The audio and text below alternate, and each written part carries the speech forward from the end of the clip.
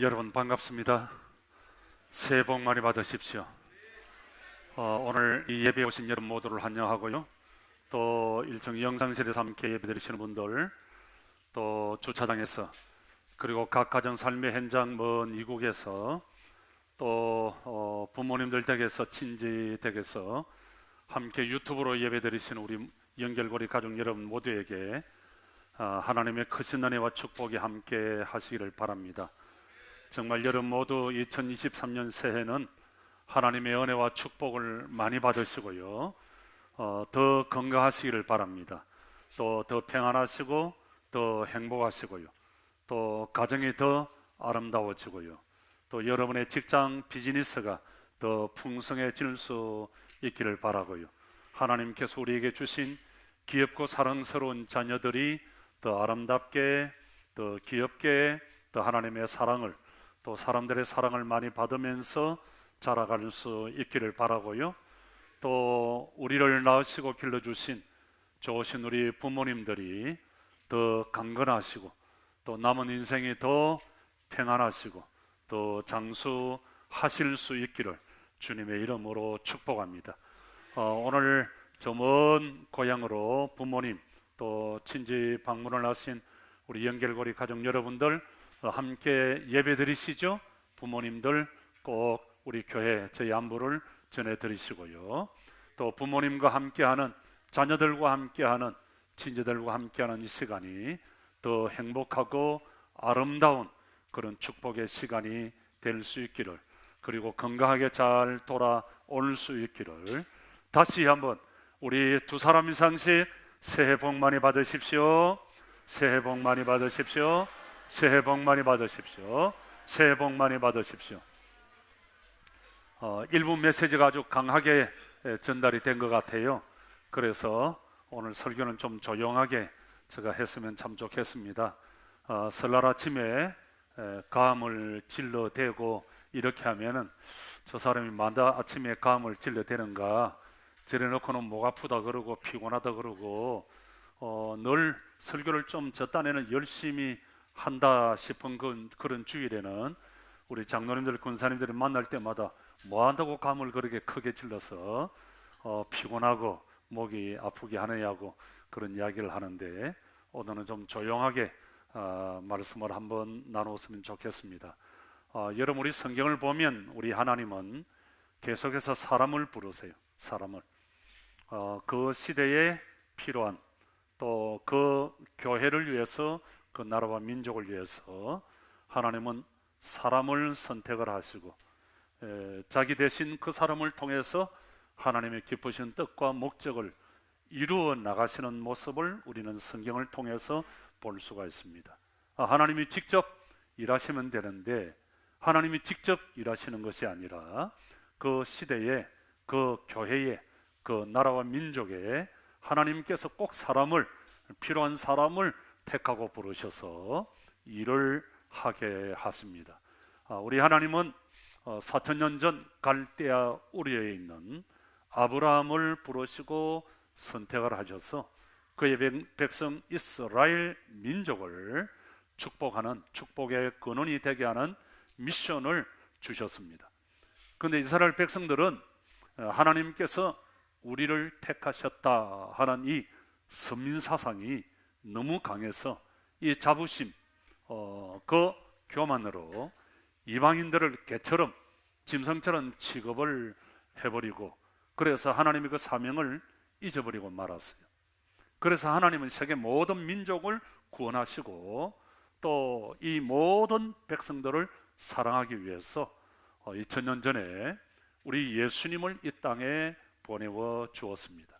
그래서 예수님께서 오심으로 하나님의 구원 역사가 시작이 된 거예요. 여러분들이 잘 아신 대로 우리 예수님은 구약의 예언대로 십자가 위에서 우리의 모든 허물과 죄악을 위해서 피 흘려 죽으시고, 성경대로 사흘 만에 죽음에서 다시 살아나시고, 또 부활 성천하시면서 그의 몸된 교회를 우리에게 주셨습니다.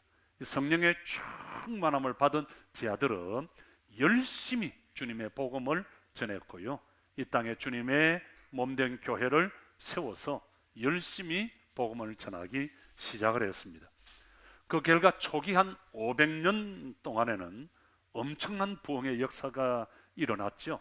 전 세계 4분의 1 이상이 예수님을 믿는 그런 사람들이 되었으니까 정말 대단한 부흥의 역사가 일어난 것입니다. 그로부터 1000년간 교회는 국교로 인정이 되면서 핍박이 사라지고 평안해지니까 더 열심히 전도하고 더 열심히 선교하고 예배할 줄 알았는데 정반대의 현상이 일어난 거예요. 전도의 불이 식어지고요, 선교의 불이 멈추어지고요, 교회가 병들고 타락하기 시작을 했습니다. 그래서 부패한 로마 교회를 기억하는 종교개혁 운동이 유럽에서 일어나게 되죠. 루터, 칼빈, 존 낙스, 저빙글리 이런 개혁자들을 통해서 16, 17세기 유럽에서 이 운동이 일어나고 교회가 다시 새 판을 짜기 시작을 한 거예요. 그리고 18세기 산업혁명 후에 현대 선교의 아버지라고 하는 윌리엄 캐리가 일어납니다. 이 사람 원래 구두를 수선하는 구두 수선공이었는데 이분이 성령의 불을 받은 거예요. 그리고는 인도에 가서 복음을 전해야 된다. 인도가 불이 붙기 시작하고 하나님의 교회가 개척이 되고 놀라운 부흥의 역사가 일어나게 된 거예요. 그리고 1840년 중국 청나라하고 영국 사이에 아편 문제 때문에 전쟁이 일어나게 되죠.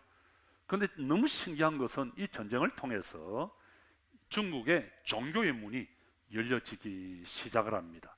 그리고 놀라운 부흥의 역사가 일어나게 되죠. 여러분, 기록에 의하면 1800년 당시에 전 세계 복음을 한 번도 들어보지 못한 사람이 75%였다 그럽니다. 그런데 요즘은 28%에 불과하다 그럽니다.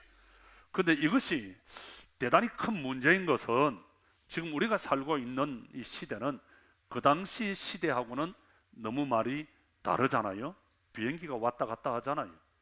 뭐 인터넷으로 탁 한방 두드리면 세계 모든 정보를 다 알 수 있고, 휴대전화로 우리는 또 카톡 또 이런 전화로 지구 반대편에 있는 분과 바로 연결되어서 전화할 수 있고 사정을 흔히 알 수 있는, 가만히 앉아서 세계를 손바닥에 딜받아 볼 수 있는 그런 세상이 되어버리고 말았잖아요.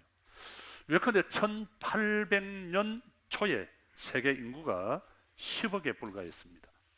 그런데 2022년 작년 기준 세계 인구가 80억이 넘어 있는 상태입니다.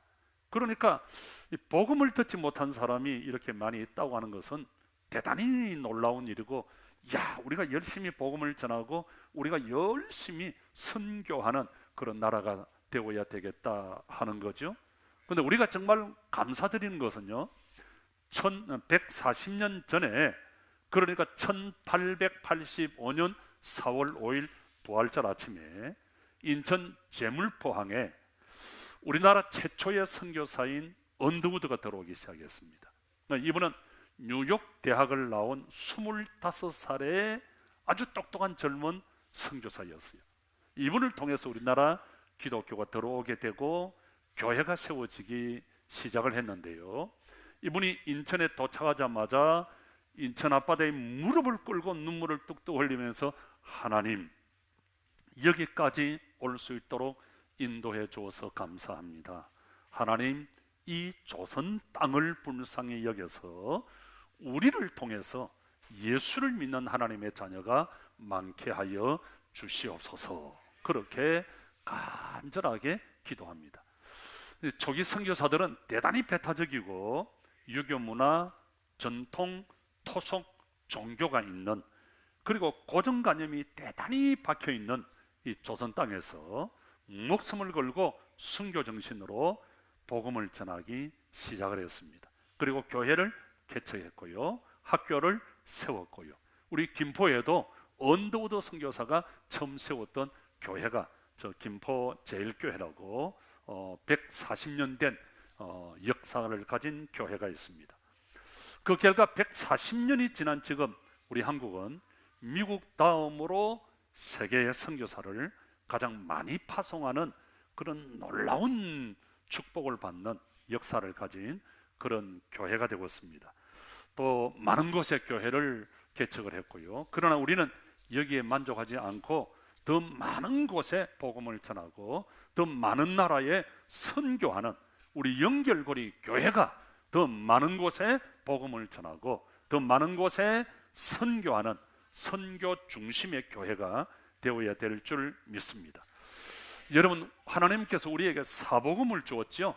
마태복음, 마가복음, 누가복음, 요한복음, 이 사복음을 주셨어요. 그런데 특별히 하나님께서 우리에게 주신 이 사복음 중에 누가복음은 선교하는 이 문제를 예수님의 탄생이나 예수님의 어떤 생애, 예수님의 십자가의 죽으심과 부활만큼 더 중요하고 큰 문제라고 아주 소중하게 다루고 있다고 하는 것을 우리가 기억해야 됩니다. 누가는 특별히 우리 예수님께서 온 세상을 구원하러 오셨다. 나를 구원하실 뿐만 아니라 우리 예수님이 온 세상을 구원하기 위해서 오셨다고 하는 것을 아주 강하게 강조를 하고 있습니다. 특별히 오늘 본문인 누가복음 2장 10절에 보면은 천사는 목자들에게 예수님의 탄생 소식을 이렇게 전해주고 있습니다. 천사가 이르되 무서워 말라. 보라, 내가 온 백성에게 미칠 큰 기쁨의 좋은 소식을 너희에게 전한다. 그렇게 말합니다. 여러분, 우리 예수님의 탄생은 이스라엘 민족을 구원하기 위해서 우리 예수님이 오신 것이 아닙니다. 온 백성, 모든 백성을 위한 굿뉴스, 모든 백성을 구원하기 위해서 우리 예수님이 오셨다고 하는 것입니다. 예수님은 모든 민족, 모든 백성들을 구원하기 위해서 구주로 이 땅에 우리에게 인간의 모습으로 오셨다고 하는 것입니다. 여러분, 이 세상 모든 사람들은 다 하나님의 피조물입니다. 그리고 하나님은 우리 인간을 창조하신 창조주이십니다. 그래서 예수님의 탄생은 온 백성에게 미칠 참으로 좋은 소식이 되는 거예요. 그래서 천사들도 찬송을 합니다. 어떻게? 14절 말씀, 지극히 높은 곳에서는 하나님께 영광이고 땅에서는 하나님의 기뻐하시는 사람들 중에 평화로다. 하나님의 영광, 하늘에는 영광, 땅에는 평화라고 그렇게 했습니다. 그래서 우리 예수님이 오신 것은 우리만 기뻐하는 것이 아니라 우리 모든 백성, 모든 민족, 모든 사람들이 다 기뻐하고 좋아해야 한다고 하는 것입니다. 그래서 우리는 늘 고민하고 생각해야 됩니다.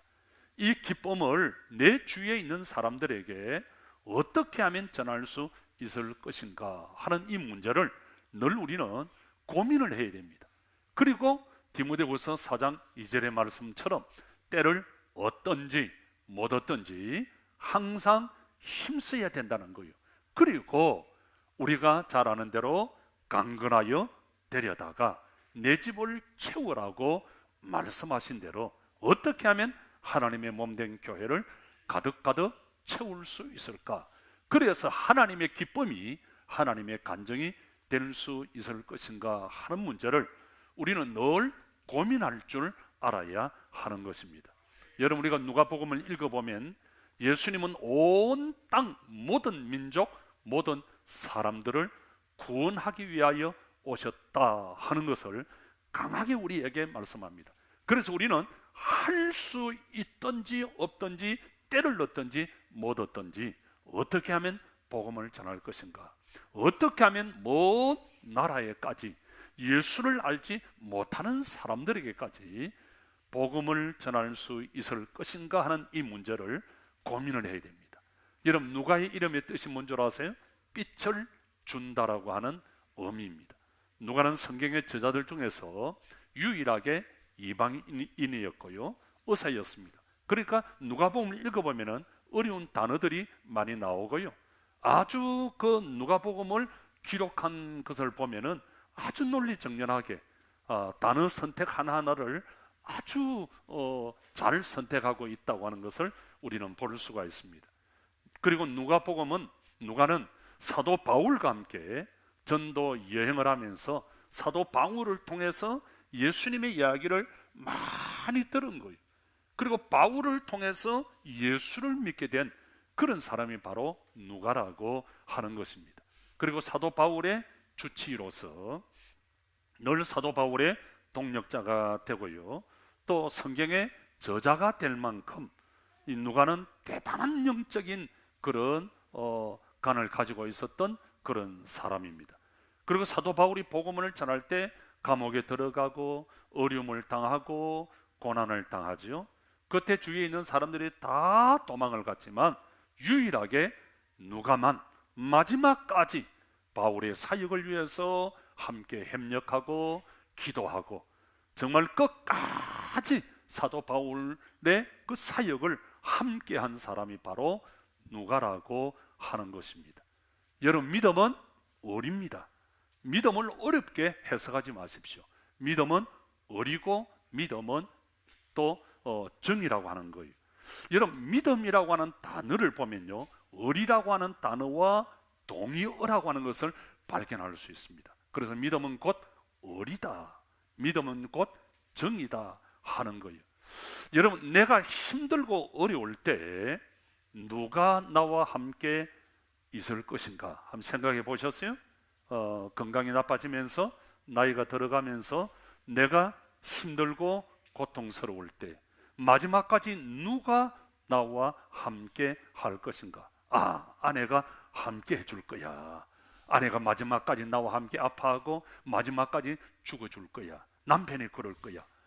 여러분, 전혀 대답이 없는데, 전혀 아내들과 남편들은 여러분들과 마지막까지 같이 하지도 않고요, 대신 죽어줄 수도 없고요.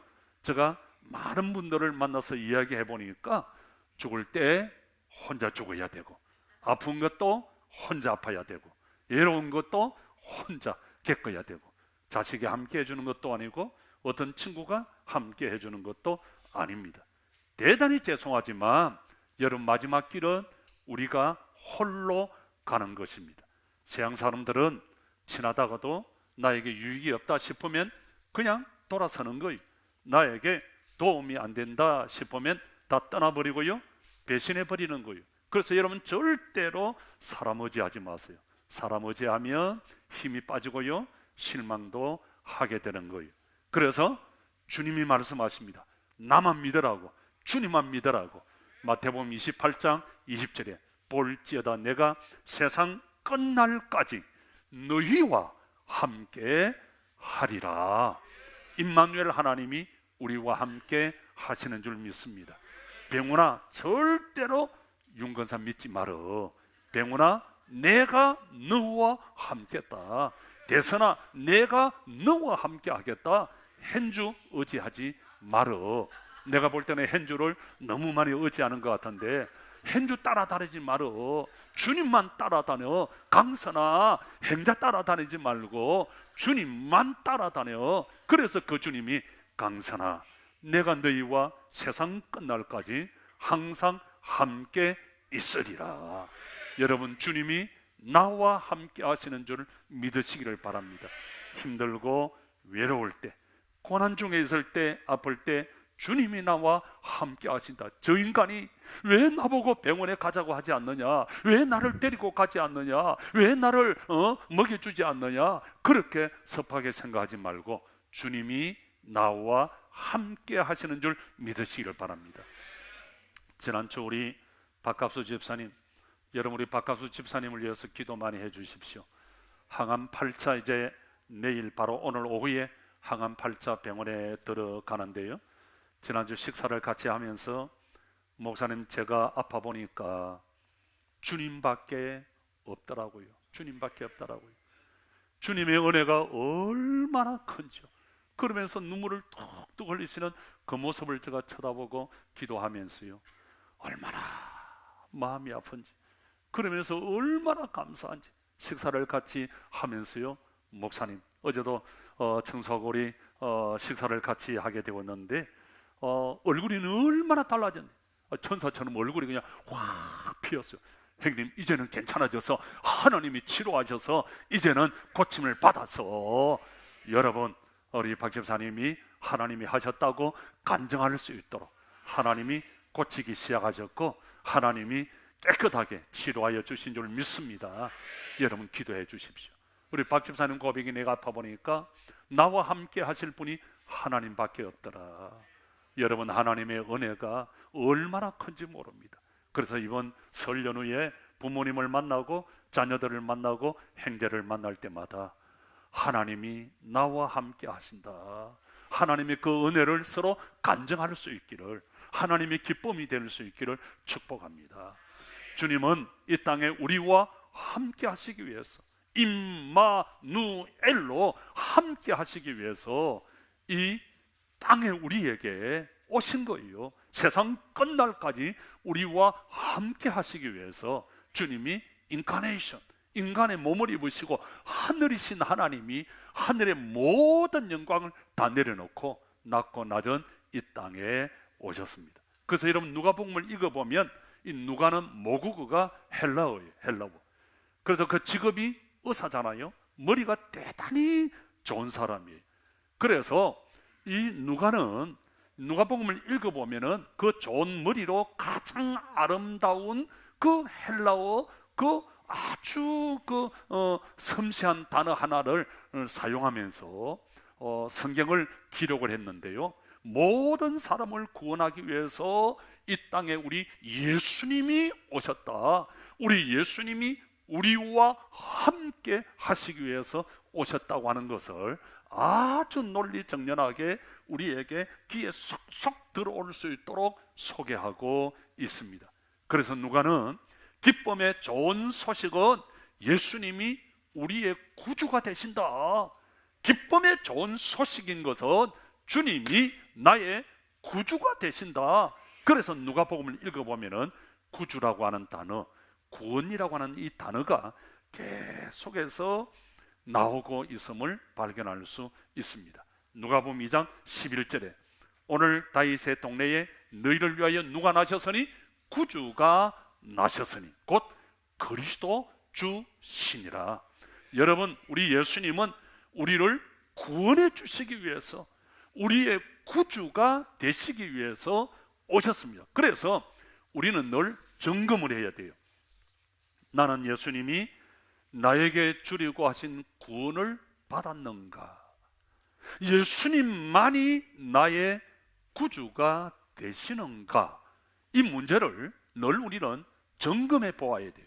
그래서 2장 12절에 보면 너희가 가서 강보에 쌓여 구유에 누여 있는 아기를 보리니 이것이 너희에게 표적이 된다, 그렇게 말씀합니다. 여러분, 우리 예수님이 베들레헴 마국간에 오셨고 구유에 누였다 하는 것은 우리에게 엄청난 표적이 되는 거예요.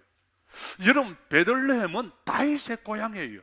베들레헴의 뜻은 빵집, 떡집이라는 뜻을 가지고 있습니다. 무슨 말이죠? 예수님은 생명의 떡으로 우리에게 오셨다는 거예요. 예수님은 생명의 빵으로 우리에게 오셨다는 거예요. 우리의 영적인 굶주린 배를 채우기 위해서, 우리에게 육적인 배를 채우기 위해서 우리 예수님이 떡으로, 생명의 떡으로, 그러니까 이 떡을 먹지 아니하면, 이 생명의 떡을 먹지 아니하면 우리는 살아갈 수 없다는 거예요. 우리는 생명을 유지할 수 없다는 거예요. 그래서 우리 예수님이 제 아들과 함께 마지막에 어떻게 해요? 최후의 만찬을 나누시면서 누가복음 22장 19절에 보면은 이것을 받아 먹어라, 이것은 너희를 위하여 주는 내 몸, 다른 번역에 보면 내 목숨이라 그랬어요. 이 목숨을 받아라, 이 생명을 받아라, 이 몸을 받아라. 그래야 너희들이 살 수 있다고 하는 거예요. 여러분, 우리 예수님은 그저 좋은 말씀을 주시기 위해서 우리에게 오신 것이 아니에요. 우리 예수님은 자기 자신을 우리에게 주시기 위해서, 자기의 몸을 우리에게 주시기 위해서, 자기의 전부를 우리에게 주시기 위해서 오신 거예요. 더 놀라운 사실은 우리 예수님은 태어날 집이 없어서, 빈집이 없어서 짐승들이 사는 마구간에서 태어나셨다고 하는 거예요. 저는 어릴 때 소와 염소를 많이 먹여보았어요. 나무를 해다가 소죽을 끓이고 그 소죽을 마구간에 갖다가 소를 또 염소를 주는 그런 일들을 참 많이 해봤어요. 마구간에 들어가면 냄새가 얼마나 지독한지 모르요. 뭐 소똥, 오줌, 뭐 거름, 태비, 각종 음식 찌꺼기, 뭐 그게 다 섞여져서 뭐 하루 이틀 된 게 아니에요. 그냥 밟고 또 밟고 또 밟고 거기에 똥 싸고 오줌 싸고 또 밟고 또 밟고 뭐 이런 소죽, 뭐 악취, 이런 것이 진동하는 더러운 곳이 마구간이에요. 마구간. 여러분, 왜 우리 예수님께서 이런 곳에서 태어나셨을까? 저는 이 말씀을 준비하면서 고민하기 시작했어요. 우리 예수님이 왜 하고 많은 곳에서, 이런 냄새나는 더러운 곳에서 태어나셨을까? 이것이 우리의 현주소라는 거예요. 이것이 나의 현주소라는 거예요. 여러분, 우리 인생이 이렇게 더럽고, 우리 인생이 이렇게 추하고, 우리 인생이 이렇게 냄새나고 악취가 나는 죄인이라고 하는 거예요. 여러분, 우리가 어려운 척하지만, 우리가 깨끗한 척하지만, 우리가 신령한 척하지만, 우리가 거룩한 척하지만, 우리는 마구간 같은 더러운 냄새나는, 정말 악취가 나는 이 행편없는 짐승 같은 그런 더러운 죄인이라는 거예요. 이것이 나의 현주소라는 거예요. 이것이 나의 모습이라는 거예요. 그런데 우리 예수님은 이런 더러운 인간을 위하여, 냄새나는 인간을 위해서, 짐승 같은 죄인을 구원하시기 위해서 하늘 영광 보좌를 다 내려놓고 낮고 낮은 이 땅에, 그것도 더럽고 냄새나고 추한 가장 낮은 가장 더러운 마구간에 우리 예수님이 오셨다는 거예요. 왜 오셨을까요? 그만큼 더러운 우리, 정말 행편없는 우리를 구원하시기 위해서, 냄새나는 더러운 죄인을 구원하기 위해서 우리 예수님이 그곳에 오셨다는 거예요. 어떤 분이 제게 그러시더라고요. 목사님, 제가 강아지도 키우고 고양이도 키우고 짐승을 많이 키우는데, 제가 짐승을 키우면서 받는 생각이 참 많습니다. 솔직히 목사님, 내가 짐승을 키우면서 내가 짐승보다도 더 못한 놈이구나. 짐승보다도 더 못한 놈이구나. 걔는 한 번도 나를 배신하지 아니했습니다. 걔는 한 번도 내 마음을 아프게 하지 아니했습니다. 그런데 나는 부모님의 마음을 아프게도 하고요, 자녀들의 마음을 아프게도 하고, 형제의 마음을 아프게도 하고, 그 이야기를 듣는데 꼭 제 이야기를 제게 하는 말씀 같아요. 저도 여러분들을 섬긴다고 하면서 여러분들의 마음을 아프게 할 때가 많고요, 여러분들의 마음을 상하게 할 때가 많고, 여러분들의 마음을 무겁게 할 때가 참 많아서 그것 때문에 너무 부끄럽기도 하고 죄송하기도 하고 할 때가 참 많습니다. 여러분, 짐승을 키우잖아요. 짐승을 키우면서 대단히 죄송합니다만 여러분은 어떠신가요? 저도 개를 키워보았어요. 이 개보다 나는 못한 놈이구나. 이게 현재의 내 모습이더라고요. 솔직히 이야기할까요?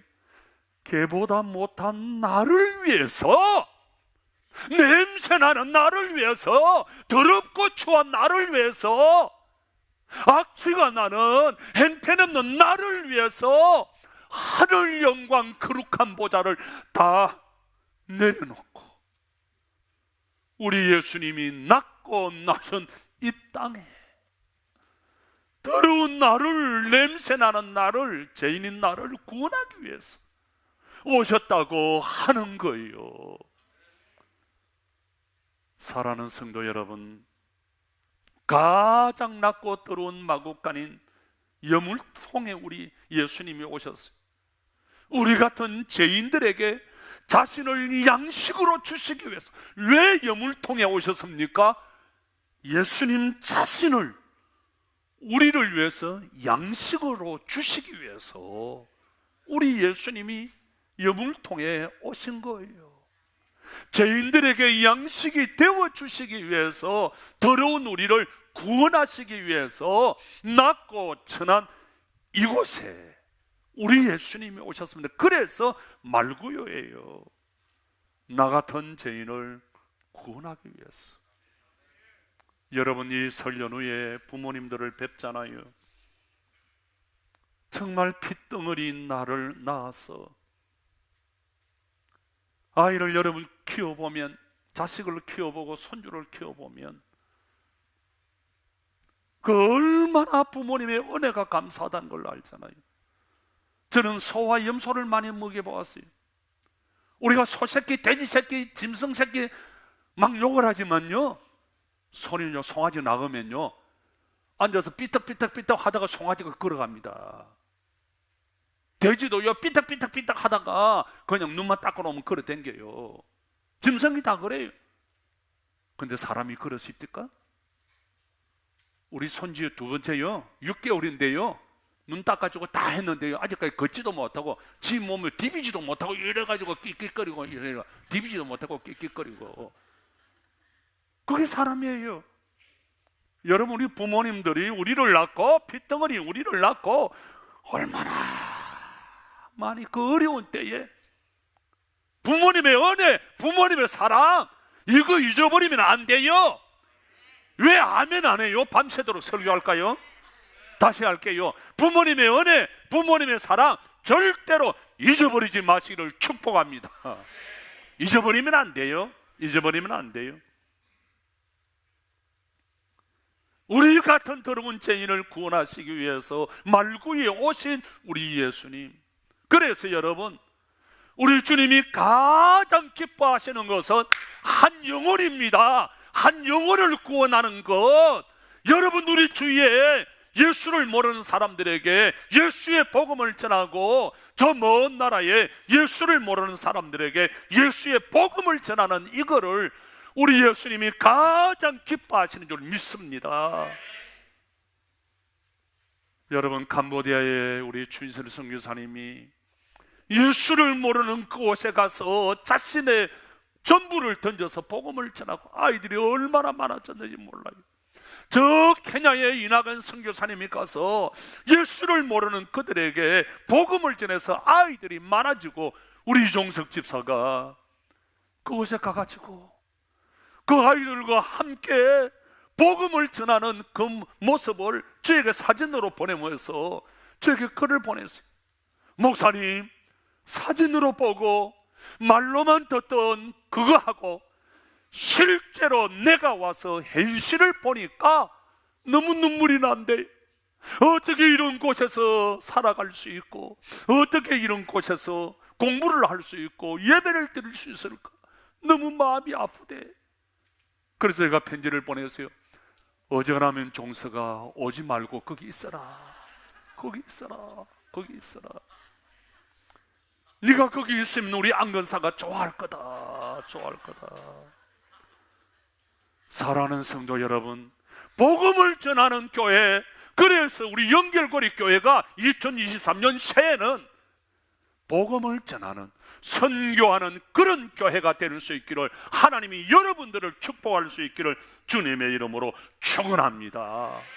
그래서 누가복음 읽어보면은 가진 자, 있는 자, 부자에 대한 책망이 많이 나옵니다.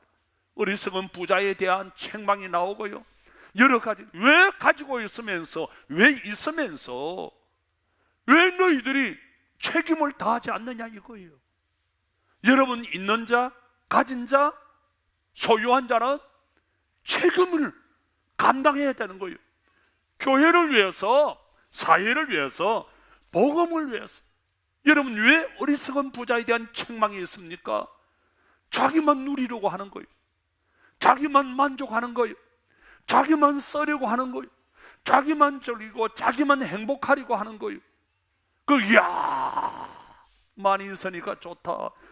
이 어리석은 자요, 오늘 밤에 너를 데리고 가면 이 많은 것이 누구의 것이 되겠느냐?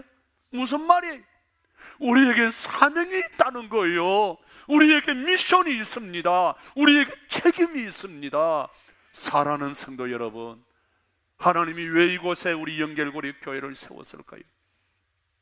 저는 교회를 개척하면서부터 태극기와 교회기를 걸어놓았어요. 왜 걸어놨을까요? 하나님이 창조하신 이 세상, 이 나라를 위해서 거룩한 책임이, 사명이, 미션이 우리에게 있다. 아멘. 두 번째, 하나님이 피 흘려 세우신 몸된 교회를 위해서 우리는 거룩한 책임과 미션이 있다. 아멘. 그래서 교회는 두 가지 때문에 존재해요. 교회는 하나님을 위해서 존재하는 거예요.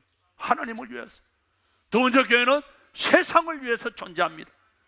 교회가 하나님을 위해서 존재한다 할 때 우리가 해야 할 일이 뭡니까? 예배하는 일이에요. 그래서 우리가 모여서 예배하는 거예요. 예배하는. 그 다음에 세상을 향해서는 복음을 전하는 거예요. 그래서 올 한 해 꼭 여러분들이 이 새해에 결심을 하세요. 새해 복 많이 받으십시오. 인사만 하지 말고 정말 하나님이 어떤 자에게 복의 문을 열어주시는가, 어떤 자에게 복을 주시는가. 하나님이 가장 기뻐하시는 것이 뭡니까?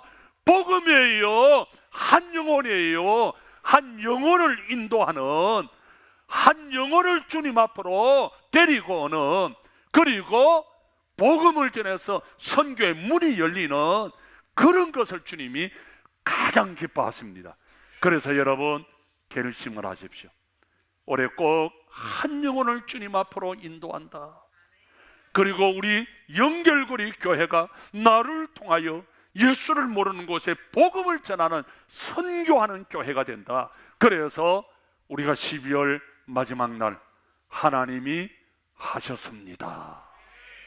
하나님을 기쁘시게 하고 하나님의 간증이 될 수 있는 그런 축복의 주인공이 될 수 있기를 주님의 이름으로 축원합니다.